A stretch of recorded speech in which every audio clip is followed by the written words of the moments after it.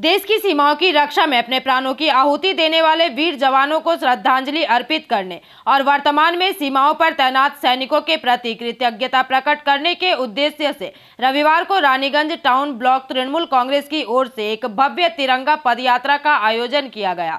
बता दें कि यह पद यात्रा तार बांग्ला मोड़ से प्रारंभ होकर रानीगंज के विभिन्न मार्गों से गुजरते हुए नेता मोड़ पर संपन्न हुई। वहीं तिरंगे की शान और देशभक्ति के नारों से गूंजती यह यात्रा पूरे शहर को देश प्रेम के रंग में रंग गई। इस अवसर पर रानीगंज के विधायक तापस बैनर्जी, बोरो चेयरमैन मुजम्मिल शहजादा, टाउन तृणमूल अध्यक्ष रुपेश यादव, विभिन्न वार्डों के पार्षद तथा बड़ी संख्या में स्थानीय नागरिकों ने उत्साहपूर्वक हिस्सा लिया। बता दें कि जय हो भारत के वीर सपूतों और जय हो मातृभूमि की जैसे नारों से रानीगंज देशभक्ति की भावना से ओतप्रोत नजर आया।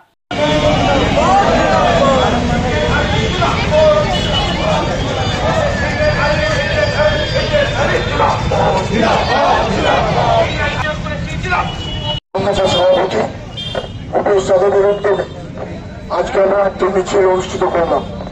মিছিলের উদ্দেশ্য আর কিছুই নয়, আপনারা জানেন মাত্র কয়েকদিন আগে কিছু পর্যটক যখন কাশ্মীর উপত্যকায় বেড়াতে গিয়েছিল, যখন কাশ্মীরে অর্থনৈতিক ব্যাপক পরিবর্তন লক্ষ্য করা গিয়েছিল, হাজার হাজার মানুষ যখন কাশ্মীরে আমাদের দেশের ভূষণকে তাদের ছুটি কাটাতে গিয়েছিল, সেই সময় আমাদের প্রতিবেশী দেশের মদতপুষ্ট একদল জঙ্গি তারা সেই পর্যটকদের হত্যা করেছে এবং সেই হত্যা সারা পৃথিবীকে স্তম্ভিত করেছে। এবং সেই হত্যার পর সারা পৃথিবী দেখল যে উদ্দেশ্যে যারা হত্যা করেছিল তারা চেয়েছিল সারা ভারতবর্ষে একটা সাম্প্রদায়িক দণ্ড লাগুক। তার পরিবর্তে কাশ্মীর থেকে কহিমা থেকে কচ্ছ সারা ভারতবর্ষের মানুষের চোখের মধ্যে ক্রোধ বেরিয়ে এলো এবং সেই ক্রোধের বহিঃপ্রকাশ সমস্ত রাজনৈতিক দল সমস্ত রাজনৈতিক মতবাদকে পেছনে রেখে তারা ভারত সরকারকে বলল যে একসাথে বিয়ের বিরুদ্ধে নেবেন, আমরা সমর্থন করব। এবং সারা বিশ্ব দেখলো শুধুমাত্র জঙ্গি ঘাঁটিকে নিশানা করে 5 বছর সেনাবাহিনী সেই জঙ্গি ঘাঁটি নির্মূল করল। পশ্চিম দেশের কোন সাধারণ মানুষের প্রতি আক্রমণ নয়, সেখানকার মা বোনদের প্রতি আক্রমণ নয়, শুধুমাত্র সন্তান বেঁধে মদত দেয় তার সন্তান আতুর পরিণত করেছিল।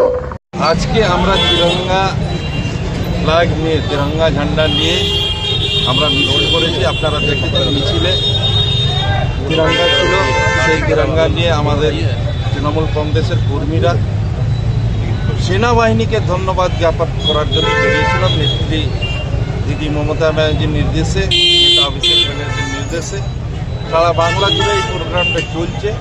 আজকে আমরা রানীগঞ্জ শহরে করলাম। এইভাবে সেনাবাহিনী আমাদের ভারতবাসীকে সব ভেদাভেদ ভুলিয়ে যেভাবে আমাদেরকে সুরক্ষা প্রদান করে আমরা দেখেছি।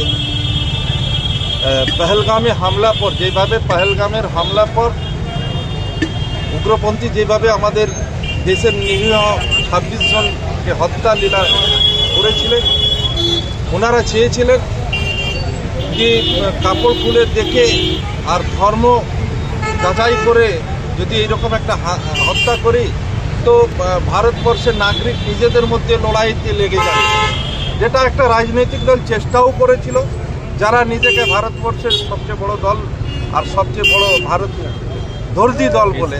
আমি কিন্তু ওই দলকে সবসময় দেশদ্রোহী দল বলে আছি, কারণ ওনারাও সেই চেষ্টাতে পা দিয়েছিলেন। কিন্তু ভারতবর্ষের নাগরিক সুসম্পন্ন সুবুদ্ধি, তার বুদ্ধি, সেই বুদ্ধি কাজে লাগিয়ে ওই উগ্রপন্থীদের প্ররোচনা পা দেননি।